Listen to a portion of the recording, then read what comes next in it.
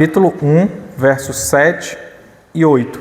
Diz assim a palavra do nosso Deus: Aliás, é justo que eu assim pense de todos vós, porque vos trago no coração, seja nas minhas algemas, seja na defesa e confirmação do Evangelho, pois todos sois participantes da graça comigo.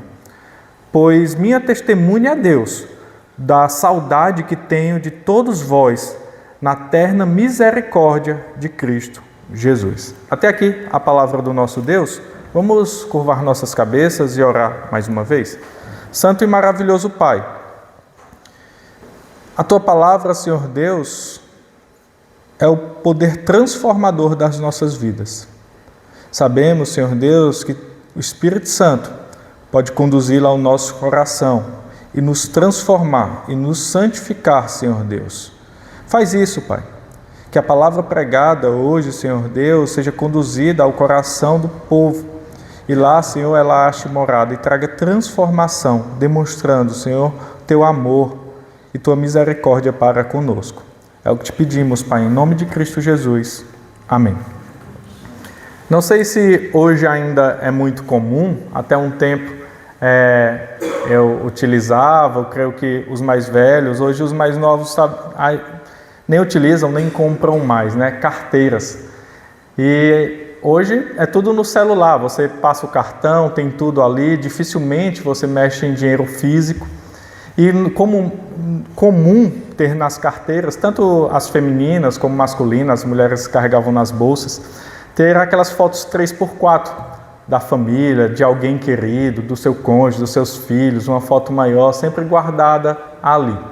E em alguns períodos de vida, isso já aconteceu comigo, você está pensativo, você está refletindo sobre algo, então abre ali sua bolsa, abre ali sua carteira, tira aquele envelopezinho de fotos, seja 3x4, seja um pouco maior, e olha para aquela foto.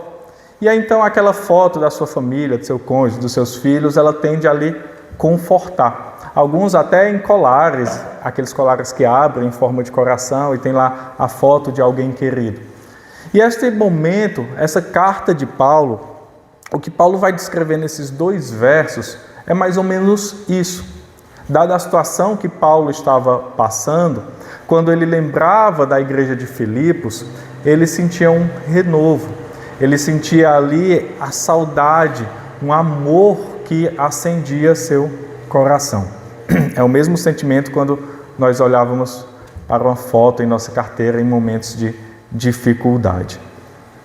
E essa parte, ela vai tratar, Paulo vem tratando sobre o sentimento dele para com esta igreja, e ele fala do amor que ele sente para com a igreja de Filipos. E é algo interessante para nós hoje pensarmos sobre o amor. O que é o amor? É uma palavra muito usada em nossa língua portuguesa. Nós amamos tudo, né? Eu amo ir ao culto, eu amo ir ao shopping, eu amo beber água, eu amo cachorro quente, eu amo gatos, eu amo cachorros, eu amo meu cônjuge, eu amo meu marido, eu amo minha esposa, eu amo meus filhos. Então, nós amamos tudo. Eu amo dias ensolarados, eu amo os dias frios, eu amo a noite, eu amo o dia. Mas nós temos que fixar nossos olhos no que é aquele amor bíblico que Paulo irá tratar aqui na carta.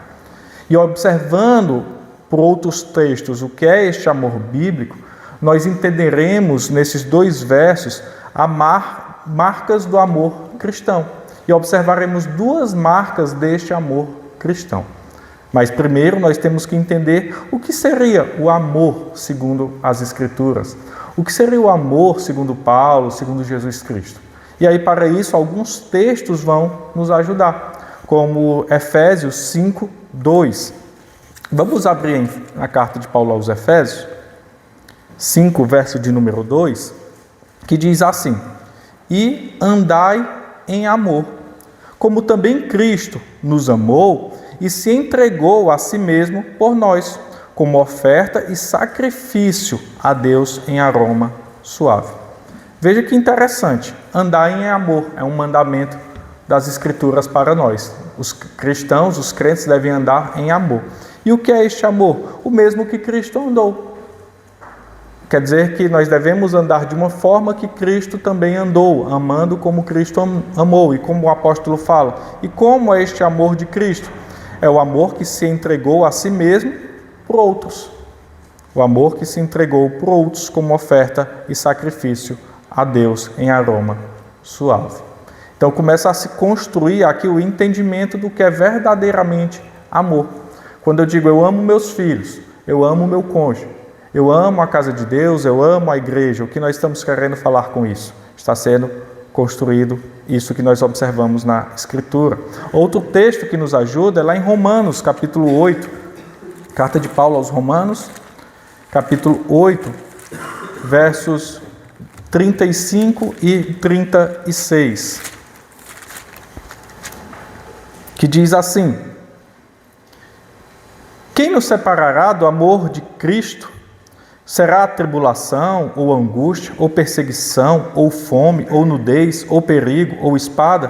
Como está escrito: por amor de ti, somos entregues à morte o dia todo. Somos considerados como ovelha para o matador. Veja como o significado do amor, ele não muda de uma carta para outra. É um amor sacrificial. Outro texto que nos ajuda, João 3,16. Porque Deus amou o mundo de tal maneira que deu seu Filho unigênito para todo aquele que nele crê não pereça, mas tenha vida eterna. O que é dar o Filho? É levar o Filho ao sacrifício. Outro texto também que nos ajuda é 1 Coríntios 13, aquele famoso texto de amor, né? O amor é paciente, o amor não arde em ciúmes, o amor tudo suporta. Então, quando nós falamos de amor bíblico, nós estamos falando de um amor sacrificial.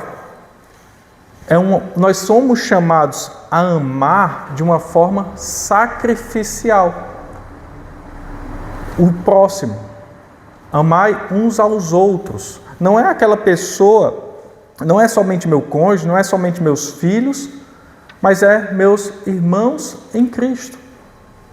O amor, quando nós estamos em Cristo, ele se expande. E nós passamos de observar somente as coisas do nosso interesse e passamos a observar as coisas do interesse do próprio Cristo. É isso que Paulo está demonstrando na carta aos Filipenses, uma verdade que ele e os de Filipos, eles vivem.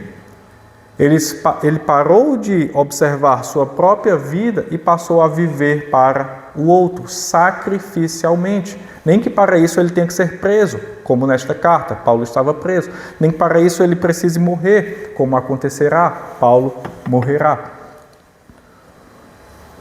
E ele não faz isso por um parente próximo. Ele não faz isso pelos seus filhos. Ele não faz isso pela sua esposa. Ele faz isso pela igreja, pelos seus irmãos e filhos na fé, que por vezes o rejeitaram, por vezes foram difíceis, por vezes, como ele vai falar lá em 2 Timóteo 4, não se apresentaram na sua primeira defesa, ninguém foi a favor dele. E é por esses que Paulo diz que nós temos que ter um amor sacrificial por todos os nossos irmãos. Irmãos na fé e nossos irmãos que convivem conosco dia após dia com o mesmo propósito de glorificar a Cristo. E essas duas marcas que nós observaremos do amor cristão é a primeira, que o amor cristão compartilha da graça. O amor cristão compartilha da graça. E a segunda verdade que Paulo nos mostrará é que o amor cristão procede da verdade em Cristo. O amor cristão compartilha da graça e o amor cristão procede da verdade em Cristo. Vamos ler mais uma vez o verso de número 7. A primeira parte diz assim: aliás, é justo que eu assim pense de todos vós. É justo que eu assim pense de todos vós, porque vos trago no coração, seja nas minhas algemas, seja na defesa e confirmação do Evangelho, pois todos sois participantes da graça comigo. Veja que interessante aqui. Paulo vai falar que é justo que que eu pense assim de todos vós. Pense o quê? O que ele já vem falando nos versos 3 a 6. Depois você pode rever isso que nós observamos semana passada. Paulo demonstra o motivo de ser grato. Ele agora vai falar, ele fala da gratidão, do amor que ele sente, ele vai falar da saudade, ele vai falar das suas intenções e do seu ânimo, da alegria quando ele ora e lembra dos filipenses.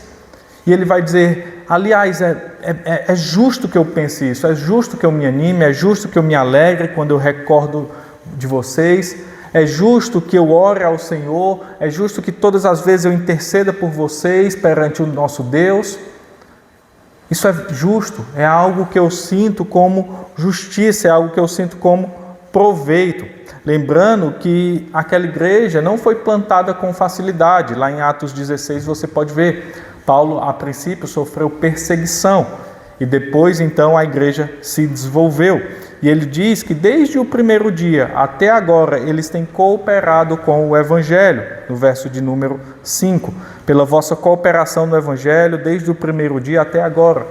Então veja que Paulo ele demonstra esse carinho por esta igreja por causa da sua compreensão e ele demonstra que é justo que ele pense assim de todos eles. Por quê? É justo. Por que ele faz isso com uma certeza inabalável? Porque ele tem este carinho por aquela igreja. E aí então ele vai nos falar na continuidade do verso. E ele diz, porque vos trago no coração, seja nas minhas algemas, seja na defesa e confirmação do Evangelho, pois todos sois participantes da graça comigo. E aqui é algo muito interessante para nós. Por quê? Veja como Paulo ele vai falar, porque vos trago no coração. Paulo os levava para onde quer que ele fosse. Paulo carregava aquela igreja a 7 chaves em seu coração. Ele carregava como algo que o confortava em momentos de dificuldade. É isso que ele vai falar. Quando ele lembra deles, ele se alegra. Paulo estava preso. Essa é uma das cartas da prisão que Paulo escreveu. Então, Paulo estava preso e aquilo era como se fosse algo que ele usava em momentos de dificuldade. Ele lembrava daquela igreja e orava pelaquela igreja e aquilo o confortava. Então, para onde quer que Paulo fosse, aquela igreja ia junto com ele. E aí é interessante porque há uma discussão dos estudiosos da Bíblia que demonstra uma dificuldade na tradução dessa parte, que vos trago no coração. Alguns vão defender que é justamente como nossos tradutores colocaram, que vos trago no coração, ou Paulo está dizendo, porque vocês me levam no coração, porque vocês me têm no coração de vocês. Então, é como se fosse assim, Paulo vai dizer, é justo que eu pense assim de vocês, porque eu sei que vocês não se esquecem de mim, porque eu sei que eu estou no coração de vocês. Por isso que eu me alegro tanto, porque eu sei que vocês também se alegram comigo. É algo recíproco. Então, mas o mais correto é nós pensarmos como está aqui, mas é muito bom sabermos desse entendimento, porque é justamente isso que está sendo passado.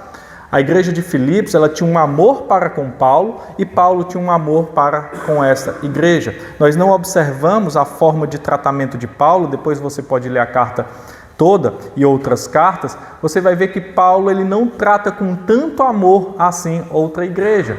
Ele fala diversas vezes da alegria que ele sente, do amor que ele sente para com os filipenses. Então é uma igreja especial para ele. É uma igreja o qual ele plantou com o suor e que ele tem como algo muito precioso. E aí ele diz, levo vocês no coração, seja nas minhas algemas ou em cadeias, mas algo muito interessante. Por quê? Porque a palavra utilizada aqui para algemas não é a comumente utilizada. Paulo utiliza aqui uma palavra como se fosse grilhões, está totalmente preso, a algo ou a alguém. Então, Paulo, no entendimento de Paulo, esta prisão que ele estava, essas algemas que ele estava, não era uma algema que estava sendo ligada ao Império Romano, mas na verdade esses grilhões a qual ele estava preso era a Cristo. Então, mesmo nas cadeias, mesmo entre 4 paredes, Paulo via aquilo como uma comprovação de quem ele era.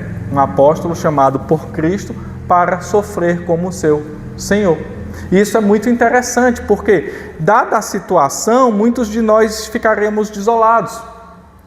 Eu estou aqui vivendo para Cristo e sou preso. Eu estou aqui vivendo para Cristo, então tudo dá errado na minha vida. Eu estou vivendo para Cristo e não vejo nada de favorável nisso. Veja, meus irmãos, o apóstolo Paulo também não via. Ele via no porvir. Mas ele disse em outro momento, se nós pensarmos em Cristo somente nesta vida, nós somos os mais infelizes de todos os homens. Por quê? Porque os apóstolos só sofreram. Não acreditamos na teologia da prosperidade, da bonança eterna. Pelo contrário, o Senhor Jesus Cristo disse, no mundo tereis aflições, mas tende bom ânimo, por quê? Porque eu venci o mundo. Então Paulo, ele observava aquela sua cadeia, aquelas suas algemas, como uma ligação direta a Cristo. Veja, mais à frente, nós observaremos isso. Ou, mais à frente não, em Efésios, voltando um livro, capítulo 3, verso de número 1, olha o que ele diz. Efésios, você volta uma folha. Por esta causa, eu, Paulo, sou prisioneiro de Cristo por amor de vós, gentios. E lá na carta a Filemão, ele também demonstra isso. Ele se vê como um prisioneiro em Cristo. Nas cartas ao qual ele estava preso, ele não se vê como ali um preso romano, mas um prisioneiro de Cristo, porque ele vive para Cristo. Então ele diz, eu carrego vocês no coração, seja nas minhas algemas ou na confirmação daquilo que eu tenho vivido, que aí então vai me trazer alegria, seja então na confirmação do Evangelho, seja na defesa e confirmação do Evangelho. E aqui é algo também muito interessante para nós, porque Paulo está usando termos jurídicos da época. Veja, ele estava preso, ele passa em diversos momentos, depois você pode ver ali a segunda parte de Atos, em momentos de defesa da sua fé, ao qual ele é levado perante as autoridades e tem que defender, fazer uma apologia. A palavra aqui para defesa é a que nós utilizamos como apologia, para defender nossa fé para a sociedade ou defender nossa fé para com outros. E então Paulo utiliza esses dois termos jurídicos, como a defesa e a confirmação, o resultado desta defesa. Então veja, ele está dizendo que leva a igreja de Filipos no coração, seja nas algemas, no momento de dificuldade, que então precisa comprovar ali quem ele é de fato, seja na defesa dele, porque ele utilizava aquela igreja em sua defesa para demonstrar os acontecimentos daquela igreja, ou então para se valer dela em um momento de defender a fé, seja na confirmação daquilo que ele está defendendo, como prova daquilo que ele acabou de falar a alguma autoridade.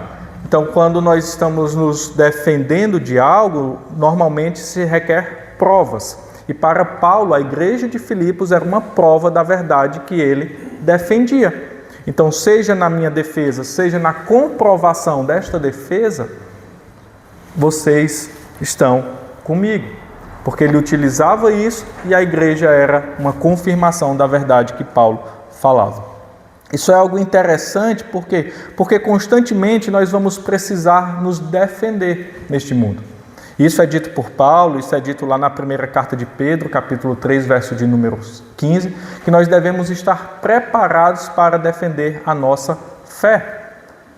Como nós temos nos apresentado diante do mundo?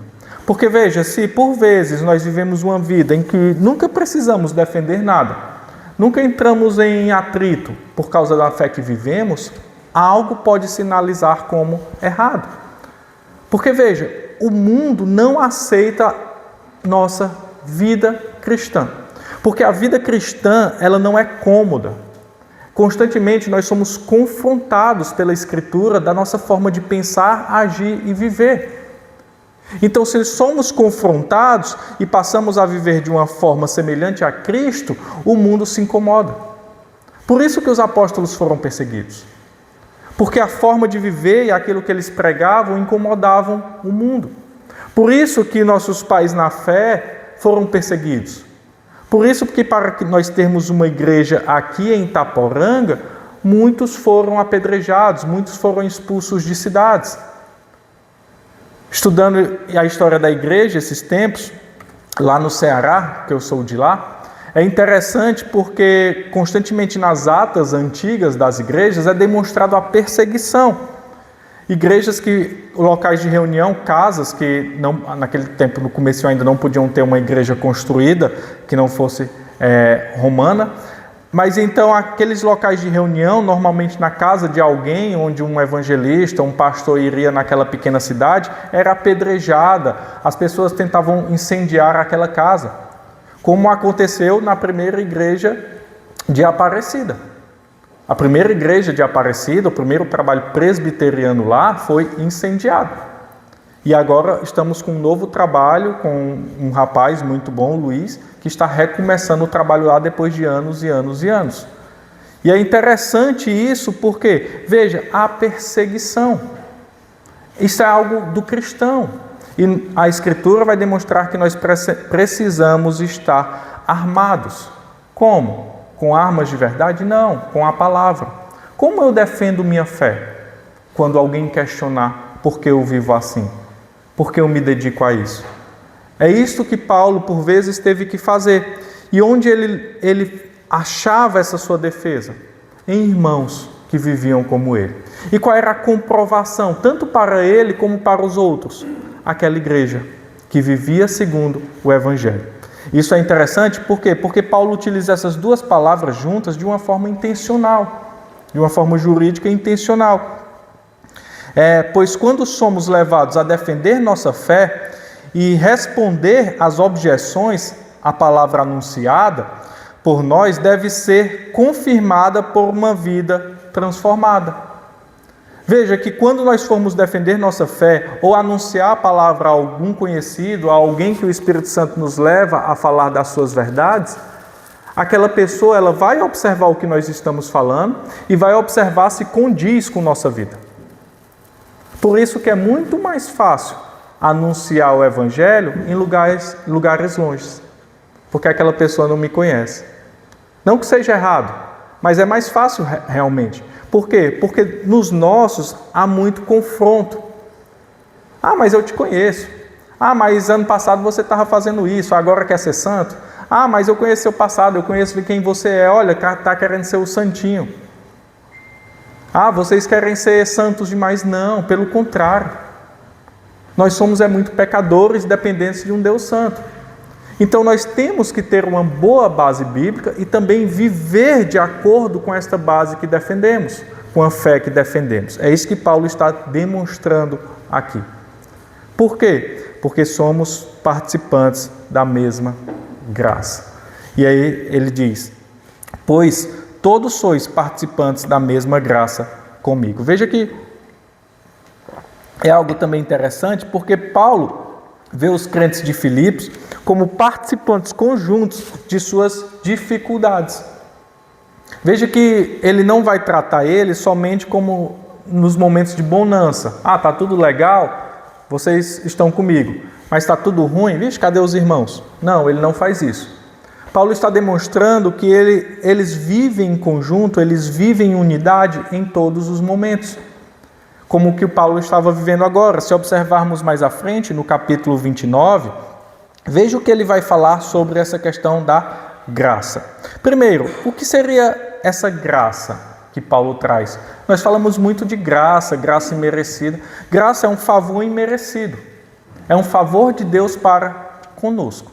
Então, Paulo vai dizer que eles são participantes da graça, eles são participantes do favor imerecido de Deus para com eles, conosco. Então, nós todos aqui somos participantes da mesma graça, de um favor imerecido de Deus.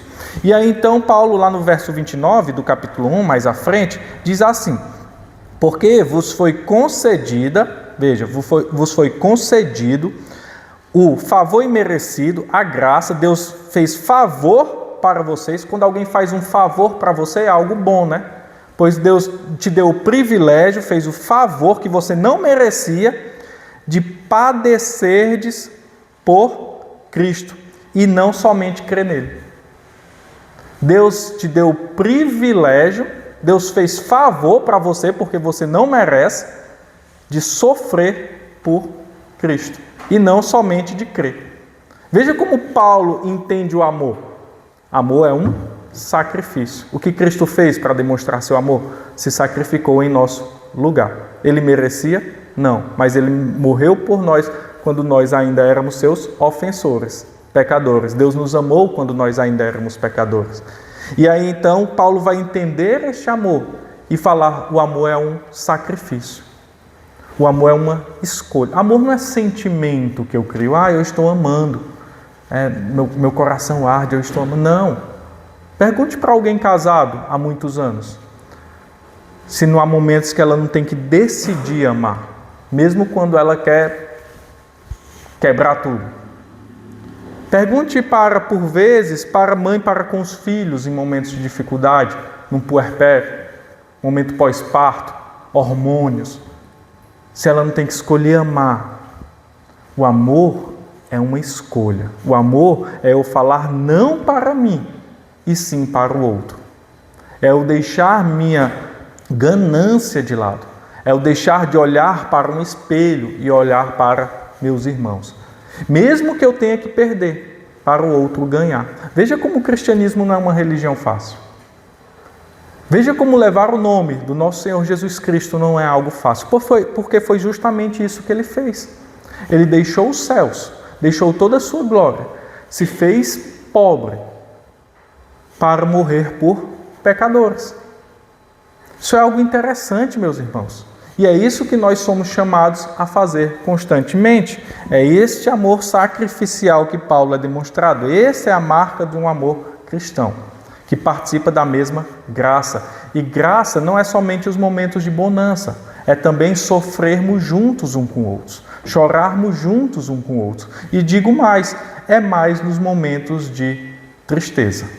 Porque nos momentos de alegria é bom, mas é nos momentos de tristeza que nós observamos quem de fato está ali conosco.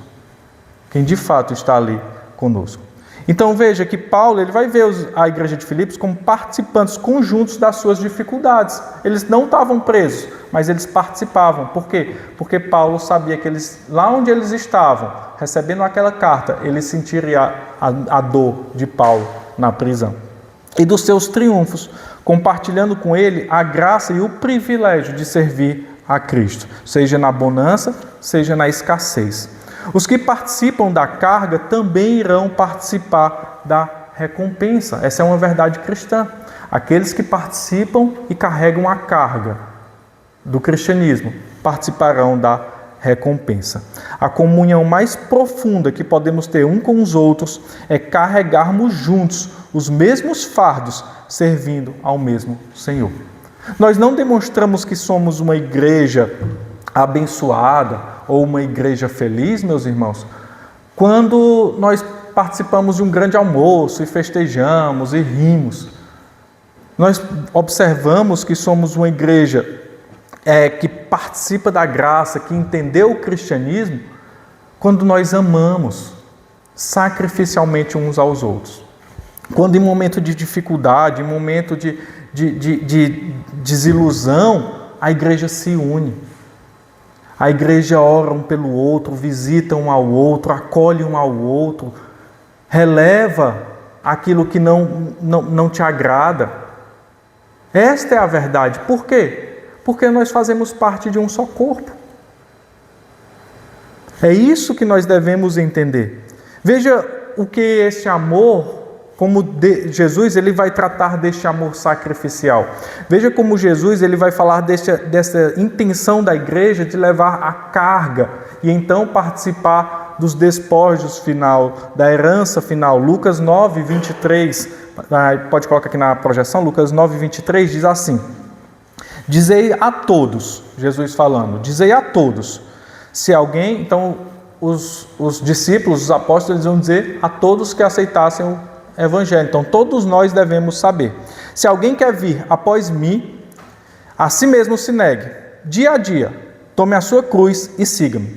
Pois quem quiser salvar a sua vida, perdê-la-á. Quem perder a vida por minha causa, esse a salvará. Veja que cristianismo, coisa fácil de se viver.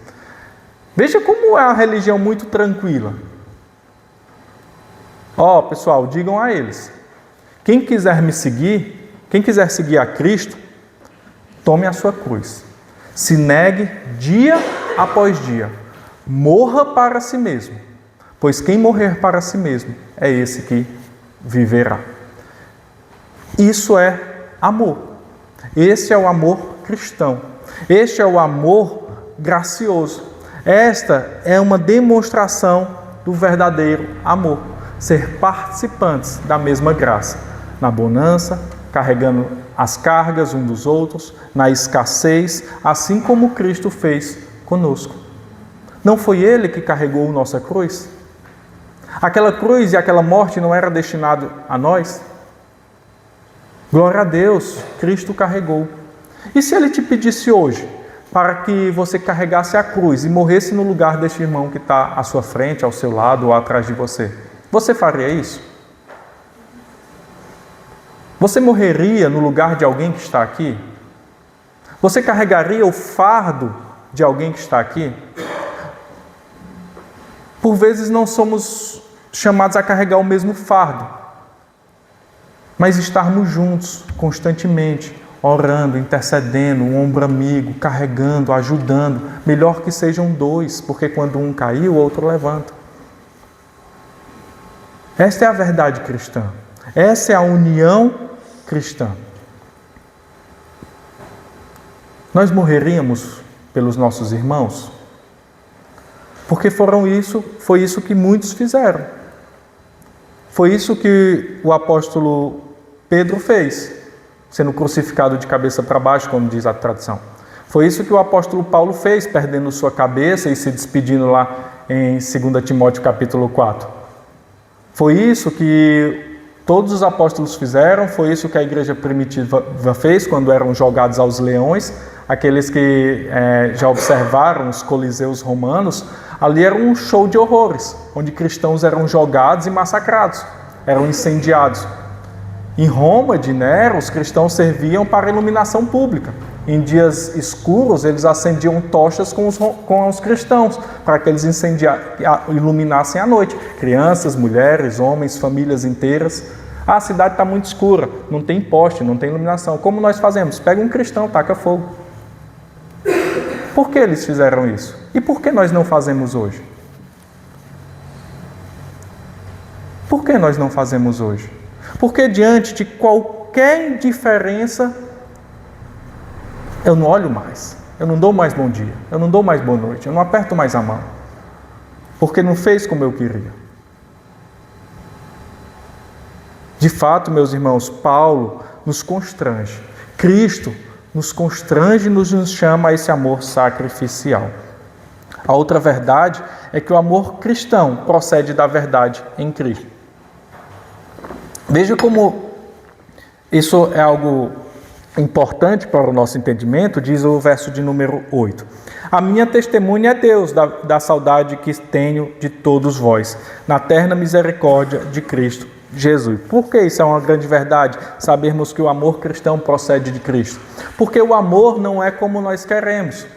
Porque é muito fácil nós bolarmos uma definição, criarmos nosso próprio dicionário e criarmos ali o que é amor para mim. Porque muitos dizem hoje, amor tem que ser recíproco. Eu só amo se eu receber em troca. Se eu não receber, eu excluo. E tem que ser assim. Eu me aproximo de pessoas que eu vejo que me dão algo, que contribuem algo com a minha vida. E a realidade do mundo está sendo essa. Eu não quero perder tempo com aqueles mais devagar, com aqueles que necessitam do meu amor, para que então eles entendam o que é de fato um amor cristão. E isso é tão interessante porque certa vez, observando uma moça falando, e aconteceu de fato, ela se preparando para o casamento, ali arrumando as coisas, ela disse, não, assim, o casamento, eu já falei com meu noivo, tem que ser recíproco. No momento que ele observar que eu não estou suprindo as necessidades dele, ou eu observar que ele não está suprindo as minhas necessidades, a gente termina. Eu não preciso dele, nem ele de mim, nós já construí minha vida só e ele construiu a dele só. Então, cada um para o seu lado. E isso, comumente, o casamento, de fato, durou 4 meses. Por quê? Porque eles não entendiam o que era amor. Porque o mundo não pode entender o que é um amor sacrificial. Que mesmo que alguém diga, não, vai embora, não, mas Cristo fez isso por mim. Não só cônjuge, seja filho, seja amigo, seja irmão da igreja. Quando eu digo irmão, é irmão entre nós. Porque nós que estaremos juntos durante toda a eternidade. E nós tendemos a amar mais os do mundo do que a nós mesmos. Nós suportamos mais as ofensas do mundo do que a nós mesmos. Porque isso é interessante. Por quê? Porque quando a Escritura trata alguém do mundo, ou um gentio, ou alguém que não é cristão, às vezes ela está falando do nosso familiar mais próximo. E isso dói, meus irmãos. Às vezes é um filho, às vezes é um cônjuge, às vezes é um pai, às vezes é uma mãe, às vezes é um tio, às vezes é um primo. Mas nós tendemos a amar mais eles do que aquele com quem eu vou passar toda a eternidade. Porque nós devemos evangelizar todos, e glória a Deus se ganharmos nossa família. Mas por vezes nossa família não é cristã. Por vezes nossa família não conhece este amor. E nossos irmãos do convívio na igreja, nossos irmãos mundiais da Igreja Universal conhecem. E nós tendemos a ter mais simpatia com aqueles que não conhecem o nosso Deus do que com aqueles que conhecem. Então veja, o amor do mundo não é o amor cristão. O amor cristão é aquele que procede de Cristo. E que amor é esse que procede de Cristo? Veja, Paulo diz, pois minha testemunha é Deus. E aí então ele roga para si algo muito interessante, porque ele invoca enfaticamente Deus como sua testemunha para comprovar aos filipenses que ele de fato está falando a verdade, como se ele precisasse. Mas lá na carta aos Hebreus, o autor aos Hebreus vai dizer no capítulo 6, verso 16, que quando você jura por alguém superior a você, você está colocando ali como que não há dúvidas. Então Paulo faz isso, olha, não tenham dúvidas, meus irmãos, do que eu sinto por vocês. Não tenham dúvidas dessas verdades que eu me alegro em você, que eu carrego vocês no coração, porque Deus é testemunha. Eu não posso colocar Deus em xeque. Da saudade que eu sinto de todos vós. Veja que aqui, essa saudade é um desejo ardente. Ele tem um desejo ardente de se reencontrar com eles. É algo que insuportável. É aquele começo de namoro, quando se separam por alguns dias. É aquele desejo que Paulo sente constantemente para aquela igreja. É um coração ardendo por amor daquela igreja. E aí ele continua falando, na terna misericórdia. Veja que isso é interessante, por quê? Porque essa terna misericórdia, essa palavra que Paulo utiliza, é algo impactante para os primeiros leitores, para aquela igreja, para o primeiro leitor. Por quê? Porque a palavra que Paulo usa é nas vísceras. Porque na cultura grega, onde o sentimento ficava alojado, eram nas vísceras. Coração, pulmão, fígado, alguns vão falar até do intestino. Imagine-se, lembre de um momento da sua vida onde você teve muita raiva ou uma tristeza imensa, ou então você descobriu um grande amor, ou observou um filme triste. Onde dói, onde você sente? Não é nessa região? Então os gregos, eles observavam esta região, esses órgãos, como o centro das emoções. O centro que fluía a emoção, principalmente a raiva e o amor. Então ele diz das vísceras de Jesus Cristo. E veja, ele está dizendo de onde procede o sentimento dele, que não é deste local dele, não é do próprio Paulo, mas é de Cristo. E aí nós podemos parar um pouco e pensar, de onde procede nosso sentimento? De onde procede nossa raiva? De onde procede nosso amor? De onde procede nossa compaixão? Isso é algo muito importante para nós pensarmos. Você já sentiu raiva? E por que você sentiu? Foi por algo que ofendeu somente o seu ser ou foi algo que ofendeu você em Cristo? O que você ama é porque agrada somente a você ou é porque agrada um sentimento que vem de Cristo? As decisões que você toma são decisões baseadas no seu querer ou são decisões que são ligadas ao querer de Cristo em você?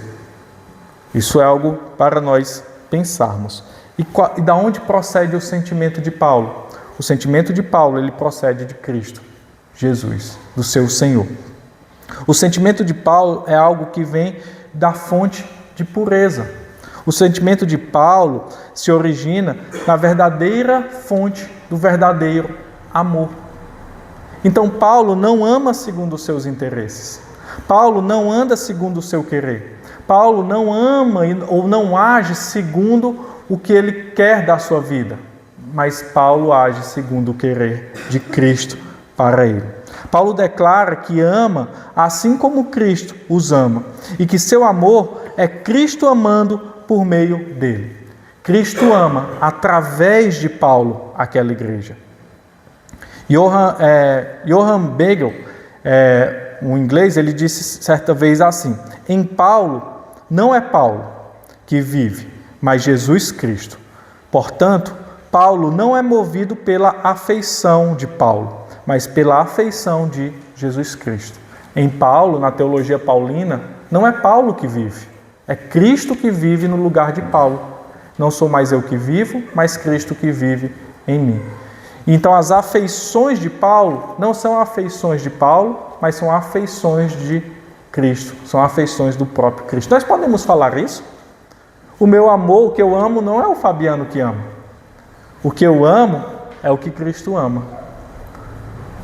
O que eu deixo de lado é o que o Fabiano quer, e o que eu coloco como prioridade é o que Cristo quer em mim. Isso é fabuloso, irmãos. O problema da igreja não é, em primeiro lugar, a falta de simpatia, mas a falta de comunhão com Cristo. Quanto mais somos cheios de Cristo, mais aprendemos a amar aqueles que Ele ama, apesar das suas limitações. Quanto mais nós nos aproximamos de Cristo, mais nós amamos como Cristo, apesar das limitações dos nossos irmãos. Porque nós deixamos de lado o nosso interesse e amamos Cristo. Já pensou se Cristo fosse ver sua limitação para poder morrer por você? Já pensou se Cristo fosse ver sua limitação para poder te amar? Ele nunca teria te amado. Então vamos deixar as limitações e as preferências de lado e amar quem Cristo ama. Então, irmãos, veja que a fonte do verdadeiro amor cristão procede de Cristo. E o verdadeiro amor cristão compartilha da graça, do favor imerecido de Deus em momentos de bonança e momentos de escassez. Concluindo, irmãos, o mesmo amor de Cristo é qual nós somos chamados a amar. Um amor sacrificial, um sentimento íntimo do qual somente Deus é testemunha. Somente Deus pode comprovar essa verdade deste amor que nós vivemos. Será que podemos dizer aos que estão à nossa volta aqui na igreja hoje: sempre, meu irmão, que eu lembro de você, eu lembro com alegria e gratidão. Sempre, meu irmão, eu oro por você. E quando estamos longe, meu irmão, eu sinto saudades ardentes de você. Eu sinto saudades dos nossos momentos de comunhão, das nossas risadas, dos nossos choros juntos. Será que podemos falar isso um para os outros? Veja que por vezes nós falamos uns aos outros,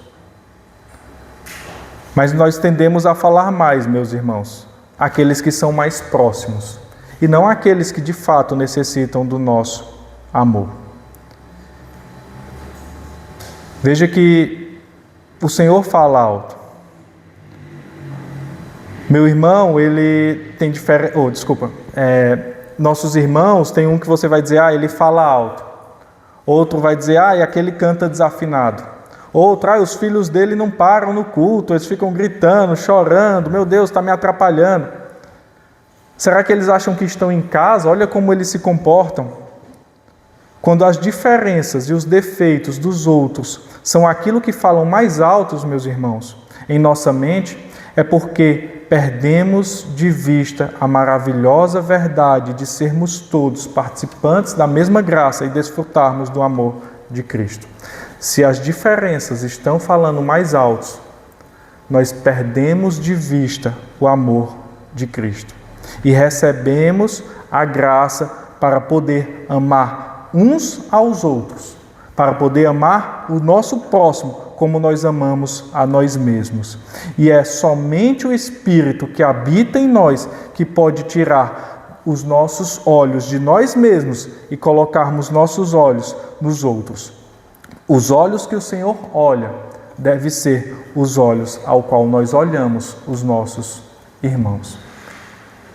Então que saibamos, igreja, que as marcas do amor cristão é ser participantes da mesma graça, sofrimentos e bonanças.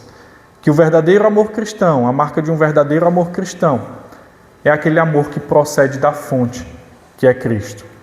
E que quando nós colocamos nossas diferenças em primeiro lugar, nós estamos perdendo de vista aquilo que Cristo nos chamou para fazer, de amar nossos próximos como a nós mesmos. Ele é nosso exemplo. Ele nos amou. Ele deixou seus interesses de lado e escolheu os interesses do Pai e morreu em nosso lugar. Que possamos, igreja, seguir este exemplo e que o Espírito Senhor conduza essa verdade ao coração de vocês. Vamos ficar de pé, irmãos, e em resposta ao sermão, entoar um hino. Hino de número 88, aqueles que acompanharão no inário.